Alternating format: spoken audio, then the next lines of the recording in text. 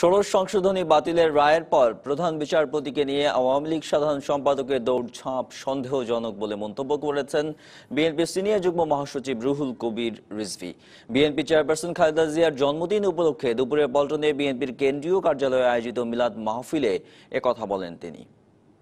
প্রধান বিচারপতিকে ওবায়দুল কাদেরকে পদত্যাগ করতে বাধ্য করাচ্ছেন না অন্য কিছু করার বাধ্য করাচ্ছেন, তার দৌড়ঝাঁপ এবং তার লাফালাফি এবং তার ডিগবাজি দেখে মানুষের মধ্যে এই ধারণা হচ্ছে। অথচ ওই বন্যার্থদের জন্য কিছু নেই, গোডাউনে কোনো চাল নেই, কোনো গম নেই, কোথাও কোনোভাবে তারা কিছু পৌঁছাতে পারছে না। নির্বাহী ম্যাজিস্ট্রেট দিয়ে ভ্রাম্যমাণ আদালত পরিচালনা অবৈধ ঘোষণা করে হাইকোর্টের দেওয়া রায়ের ওপর স্থগিতাদেশ 10ই অক্টোবর পর্যন্ত বাড়িয়েছে আপিল বিভাগ।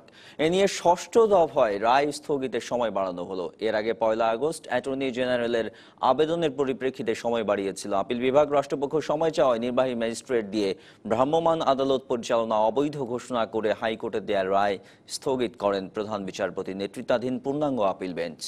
আদালতের রাষ্ট্রের পক্ষে শুনানি করেন অ্যাটর্নি জেনারেল মাহবুবে আলম, রিটকারী ব্যারিস্টার হাসান এম.এস. আজিমও উপস্থিত ছিলেন।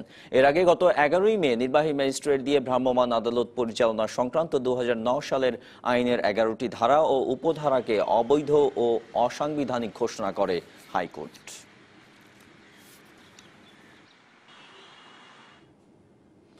এবছর হজে যেতে ইচ্ছুক সব আবেদনকারীর ভিসা প্রক্রিয়া সম্পন্ন হয়েছে বলে জানিয়েছে ঢাকায় অবস্থিত সৌদি দূতাবাস।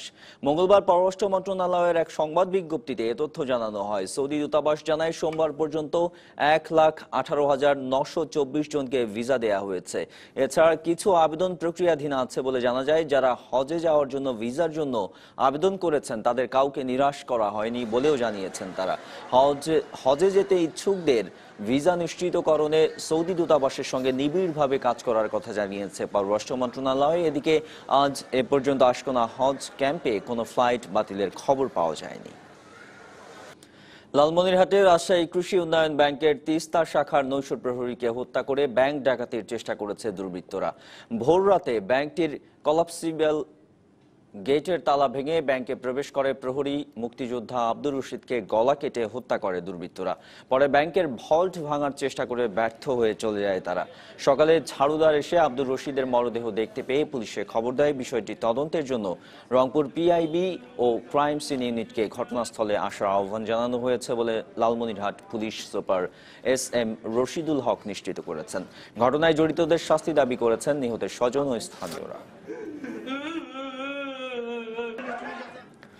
আর্সেনিক ও আয়রন মুক্ত বিশুদ্ধ পানির দাবি পূরণ হতে যাচ্ছে চাঁপাইনবাবগঞ্জ পৌরবাসীর। প্রধানমন্ত্রীর প্রতিশ্রুতি অনুযায়ী বিশুদ্ধ পানি সরবরাহ নিশ্চিত করতে ভূ-উপরিস্থ পানি শোধনাগারের কাজ শেষ হওয়ায় পৌরবাসী পাবে বিশুদ্ধ ও নিরাপদ পানি।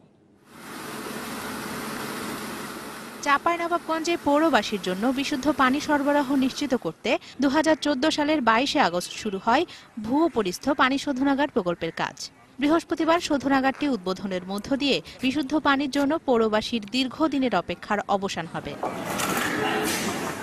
শোধনাগার চালুর পর পানির বিল নির্ধারণ করে দিতে পৌর কর্তৃপক্ষের প্রতি আহ্বান জানিয়েছে পৌর নাগরিক কমিটি। এই বিশুদ্ধ পানির কারণে যদি আরো বর্ধিত বিল পরিশোধ করতে হয় সেক্ষেত্রে পৌরবাসীর জন্য এটা কষ্টসাধ্য হবে। যদি সমঝোতার ভিত্তিতে হয় তাহলে আমরা এটা পরিশোধ করব। প্রায় 10,51 লাখ টাকা ব্যয়ে নির্মিত শোধনাগারটির যাত্রা শুরু হলে পৌরবাসী আর্সেনিক ও আয়রন মুক্ত হবে বলে আশা করছে জনস্বাস্থ্য প্রকৌশল অধিদপ্তর। আর্সেনিক একটা প্রবলেম, ভয়াবহ প্রবলেম আছে, আর এই এলাকার পানিতে ম্যাঙ্গানিজও প্রচুর পরিমাণ আছে। জনস্বাস্থ্য প্রকৌশলের ম্যানেজিত জনগণের মধ্যে নিরাপদ খাবার পানির ব্যবস্থা করা। হ্যাঁ, তো সেই লক্ষ্যেই আমরা এগুলো চেষ্টা করতেছি। পৌরসভার নিজস্ব ব্যবস্থাপনায় বর্তমানে 18টি অগভীর নলকূপের মাধ্যমে 40 ভাগ মানুষকে পানি সরবরাহ করা হচ্ছে। আর এই প্রকল্পের মাধ্যমে বাকি 60 ভাগ মানুষকে বিশুদ্ধ পানি সরবরাহ করা সম্ভব হবে। এই সাফেসা ট্রিটমেন্ট প্ল্যান্ট চালু হলে এটা আশা করা যে আমরা এই খরার সময় জনগণ এই ভোগান্তি থেকে রেহাই পাবেন বলে আমি আশা করি। এখন আর শুষ্ক মৌসুমে পানি সরবরাহ নিয়ে পৌরবাসীকে বিড়ম্বনায় পড়তে হবে না জানালেন পৌর মেয়র। তবে গ্রাহক পর্যায়ে বাড়তে পারে পানির বিল। বর্তমানে পানির যে রেট, বিলের যে রেট, এই রেট যদি বৃদ্ধি করা না যায় তাহলে এটাকে চালু রাখা এবং পানি সরবরাহ করা আমাদের জন্য, পৌরসভার জন্য খুব কষ্টসাধ্য। থেমে থেমে চলছে এটিএম বুথ থেকে টাকা জালিয়াতির ঘটনা। সুনির্দিষ্ট কোনো প্রতিকার না থাকায় সতর্ক থাকার পরামর্শ দিয়েছেন বিশ্লেষকরা। তবে কেন্দ্রীয় ব্যাংক বলছে এ বিষয়ে নজরদারি বাড়ানো হয়েছে। রাজধানীর কয়েকটি ব্যাংকের এটিএম বুথ থেকে এভাবেই গ্রাহকদের অজান্তে টাকা তুলে নেওয়ার ঘটনা নতুন কিছু নয়। হরহামেশা এভাবেই আধুনিক পদ্ধতিতে টাকা তুলে নিচ্ছে হ্যাকাররা।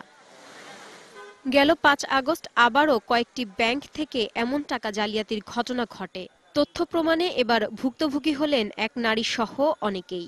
রাত 12টা 20-এর দিকে আমার কাছে পরপর 3টা SMS আসে ব্যাংক থেকে যে 20,000 করে টোটাল 60K উইথড্র করা হয়েছে আমার অ্যাকাউন্ট থেকে, which I knew nothing of.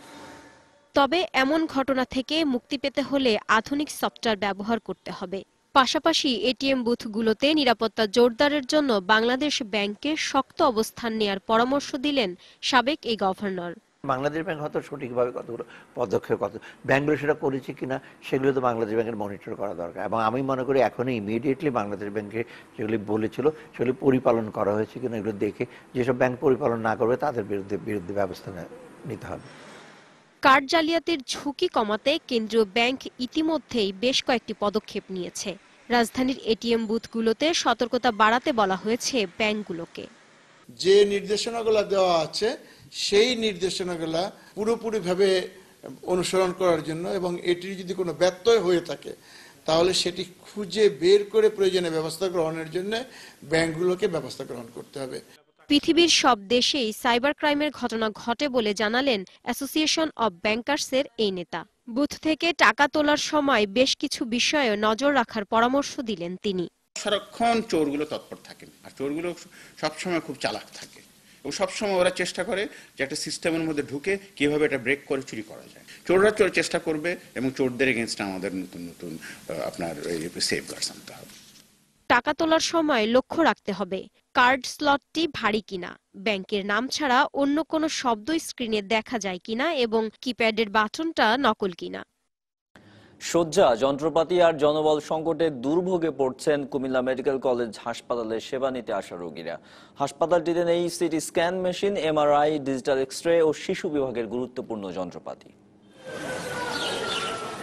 1992 সালে 250 শয্যা নিয়ে যাত্রা শুরু কুমিল্লা মেডিকেল কলেজ হাসপাতালের। 2008 সালে এটি 500 শয্যায় উন্নীত হলেও গড়ে হাসপাতালে প্রতিদিন ভর্তি থাকেন অন্তত 800 রোগী, আর তাই বাকিদের জায়গা হয় হাসপাতালের মেঝেতে। সরঞ্জাম সংকটে অপরিণত বয়সে জন্ম নেয়া নবজাতকদের নিয়ে বিপাকে পড়েছেন চিকিৎসক ও অভিভাবকরা। 13টি ইনকিউবেটরের মধ্যে সবগুলোই বিকল, 12টি রেডিয়েন্ট ওয়ার্মারের মধ্যে 11টি নষ্ট। হাসপাতালের সিটি স্ক্যান ও এমআরআই মেশিন অচল, নেই ডিজিটাল এক্স-রে মেশিন সহ পরীক্ষা নিরীক্ষার প্রয়োজনীয় যন্ত্রপাতি। বাধ্য হয়েই বেশি খরচে বাইরে থেকে পরীক্ষা করাতে হয় রোগীদের। যন্ত্রপাতির কারণে চিকিৎসা একটু সমস্যা সৃষ্টি হয়। যন্ত্রপাতি দেখা যায় অনেকগুলো পালে গেছে নষ্ট, বিভিন্ন বাচ্চাদেরকে চিকিৎসা দিতে পারতেছে না। ভর্তি হওয়ার পরে এবং সিট পাই নেই, এখন রোডে থাকতে হতেছে। এখানে প্রচুর রুগী আসা যাওয়া করে এবং প্রচুর রুগী ঢাকাতে রেফার হয়। এই রুগীগুলো বহন করার জন্য এখানে পর্যাপ্ত পরিমাণ অ্যাম্বুলেন্স নাই। অভিযোগ স্বীকার করে হাসপাতালের পরিচালক জানান, যন্ত্রপাতি ও জনবলের বরাদ্দ চেয়ে বারবার চাহিদাপত্র দিয়েও কোনো কাজ হয়নি। জনবল 500 বেডের, তার মধ্যেও আমাদের কিছু কিছু গুরুত্বপূর্ণ পদ শূন্য আছে, বিশেষ করে পরিচ্ছন্নতা কর্মী। অনেক যন্ত্রপাতি দরকার, যেগুলি প্রতিনিয়ত যা আছে সেগুলিও প্রতিনিয়ত কিছু না কিছু ত্রুটি দেখা যাচ্ছে। এই যন্ত্রটা ঠিক করে নতুন করে আবার শুরু করবো, এই ধরনের সম্ভব হয় না, কারণ এতে কিছু দীর্ঘশ্রুতিতে হয়। সব সংকট কাটিয়ে কুমিল্লা মেডিকেল কলেজ হাসপাতাল রোগীদের ভরসাস্থল হয়ে উঠবে এমন প্রত্যাশা সকলের। DBC news desk. নানা সীমাবদ্ধতার মাঝেও চলছে কুষ্টিয়া সদর হাসপাতালের স্পেশাল কেয়ার নিউবর্ন ইউনিটের সেবা কার্যক্রম। কম ওজন ও অপুষ্টি নিয়ে জন্ম নেওয়া শিশুরা পাচ্ছে এই বিশেষ সেবা, আর বিনামূল্যে নবজাতকের উন্নত চিকিৎসা সেবা পেয়ে খুশি সেখানকার মানুষ। সরকারের সামান্য সহযোগিতা ও স্থানীয় কর্তৃপক্ষের উদ্যোগে কুষ্টিয়া সদর হাসপাতালে গত বছর চালু হয় স্পেশাল কেয়ার নিউবর্ন ইউনিট। কম ওজন ও অপুষ্টি নিয়ে জন্ম নেওয়া শিশুদের এখানে চিকিৎসা দেওয়া হয়। সর্বোচ্চ 12টি শিশুকে একসঙ্গে এই ওয়ার্ডে সেবা দেওয়ার ব্যবস্থা রয়েছে। আমার বাচ্চার ওজন কম, এর লেগে সমস্যার লাগে অপুষ্টি কম হয়েছে। এরা খুব ভালোভাবে চিকিৎসা দেখছে, এমন দেখাশোনা করছে, এজন্য আমার বাচ্চা একটু সুস্থ বোধ করছে। বিশেষ প্রশিক্ষণপ্রাপ্ত 9 জন নার্স এই ইউনিটে সেবা দিয়ে যাচ্ছেন। তবে অনেক সময় যন্ত্রপাতি বিকল হয়ে পড়ায় সেবা দিতে বেগ পেতে হয় তাদের। 0 থেকে 1 মান্থ এই বাচ্চাগুলো কিন্তু ম্যাক্সিমাম সবই খারাপ। আমরা চেষ্টা করি আপনার নিজেদের শ্রম দিয়ে হোক, ট্রিটমেন্ট দিয়ে হোক। জন্ডিস যে বাচ্চাগুলা এখানে দেয়, এক একটা মেশিনের ভিতরে 2টা করে দেওয়া হয় আমাদের মেশিন কম থাকার কারণে। আমাদের এখানে এই warmer machine totally free, incubator মেশিনটা টোটালি ফ্রি, কিন্তু বাইরে এগুলোর জন্য আলাদা কস্ট লাগে। 1 বছর আগেও বিশেষ এই সেবা পেতে ছুটতে হতো ঢাকা অথবা রাজশাহী। এতে গরিব মানুষকে পড়তে হতো বেকায়দায়। এটার আউটকাম আমরা খুব ভালো পাচ্ছি। মূলত আমাদের এখানে 750, 800, 900 গ্রামের বাচ্চাকেও আমরা বাঁচিয়ে রাখতে সক্ষম হচ্ছে। তবে কিছু কিছু বাচ্চা যাদের একেবারেই খুবই লিকলিক অবস্থা, যারা 6 মাস, 6.5 মাস, 7 মাসে হয়, যাদের ওজন আরো কম, সেগুলো হয়তো কিছু কিছু বাচ্চা আমাদের এখানে আমরা পারছি না, সেটা বাইরে যেও পারা সম্ভব নয়। চুয়াডাঙ্গা, মেহেরপুরে এইসব জায়গায় নেই বা জেনে দেয়, আমাদের কুষ্টিয়াতে আছে। এটা কুষ্টিয়াতে যদি ভালো সার্ভিস হয় পরবর্তীতে অন্যান্য জেলাতে হতে পারে। স্পেশাল কেয়ার নিউবর্ন ইউনিটে কুষ্টিয়া ছাড়াও আশপাশের 4 জেলায় নবজাতক পাচ্ছে এই সেবা। এবার জানাবো কৃষির খবর।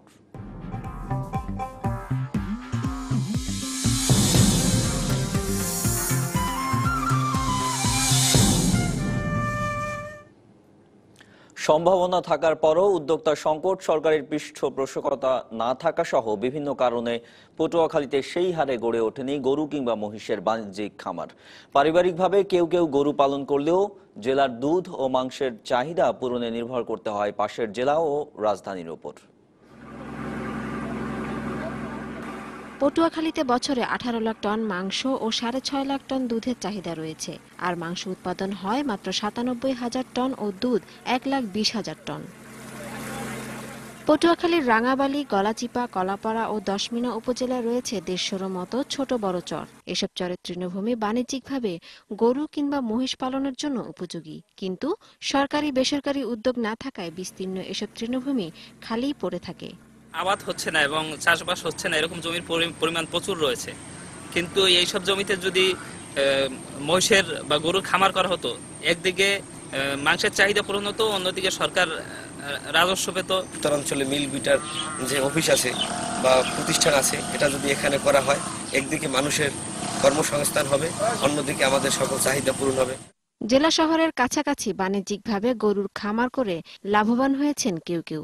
তবে সরকারি পৃষ্ঠপোষকতা পেলে আরো বড় খামার করার কথা জানালেন খামারিরা। দেশি গরু নিয়ে আমি যাত্রা শুরু করছি। শুরু করার পর মনে করেন যে দেশি গরুতে আমার দুধ দিত, ভালো একটা দুধ আইতো।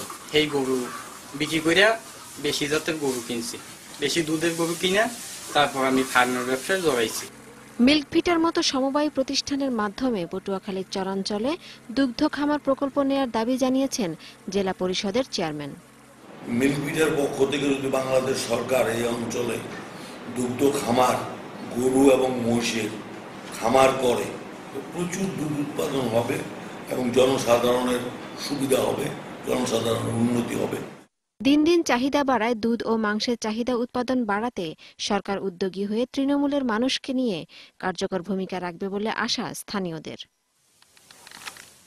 TBC news desk. নওগাঁয় এবছর রেকর্ড পরিমাণ জমিতে দেশীয় জাতের মিষ্টি কুমড়া চাষ হয়েছে। স্থানীয় বাজারেই যার প্রতিটি কুমড়া বিক্রি হচ্ছে 80 টাকা পর্যন্ত। কৃষি বিভাগ বলছে আবহাওয়া অনুকূলে থাকায় এবছর ফলন ও দাম দুই ভালো পাচ্ছে কৃষক। দৃষ্টি জুড়ে সবুজ মাঠ, আর সবুজ পাতার ফাঁকে লুকিয়ে থাকা হলুদ আর কালো দেশীয় জাতের কুমড়া। নগর অধিকাংশ মাঠেই এখন দেখা মিলবে এমন দেশীয় জাতের মিষ্টি কুমড়া চাষের দৃশ্য। চাষিরা বলছেন চৈত্র মাস থেকে এই সবজি চাষ করা হয়। অল্প খরচে প্রতি বিঘায় কুমড়া পাওয়া যায় প্রায় 1000-এর মতো। আবার দেশীয় জাতের হওয়ায় দামও পাওয়া যায় ভালো। আর তাই এই সবজিকে ঘিরেই বছরের রুজি রোজগারের হিসাব করছেন চাষিরা। বাড়িতে পাইকার আসছে, পাইকারেরা কিনছে, ট্রাক নিয়ে আসছে, ওরা আবার নিয়ে ঢাকা যাবে, সিলেট যাবে, খুলনা যাবে। লাভজনক একটি ফসল, যারা ভালো ভালো কীটনাশক যারা ব্যবহার করছে, এই জন্য লাউয়ের ফসলটা অনেকের ভালো হয়েছে। 1 বিঘা জমিতে মনে করো 5000 টাকা খরচ হয়েছে, মনে করেন 50,000 টাকা বিক্রি হবে। 1 বিঘা জমি 700-800 এবং 1000 পর্যন্ত পিস লাভ হয়। এখানকার উৎপাদিত কুমড়া স্থানীয় চাহিদা মিটিয়ে চলে যায় রাজধানী ঢাকা সহ দেশের বিভিন্ন প্রান্তে। আবহাওয়া অনুকূলে থাকায় এবছর চাষিরা কুমড়ার ভালো ফলন আর দাম দুই পাচ্ছে বলে জানালেন এই কৃষি কর্মকর্তা। ধানের তুলনায় সবজির দাম বেশি এবং ফলন তুলনামূলকভাবে ভালো হয়, তারা সবজি চাষের দিকে এগিয়ে যাচ্ছে। রোগবালাই কম থাকার জন্য তারা মিষ্টি কুমড়ার ভালো ফলন পেয়েছে। কৃষি বিভাগের তথ্য মতে এবছর নওগাঁ জেলায় মিষ্টি কুমড়া চাষ হয়েছে প্রায় 260 হেক্টর জমিতে, যা গত বছরের চেয়ে প্রায় 100 হেক্টর বেশি।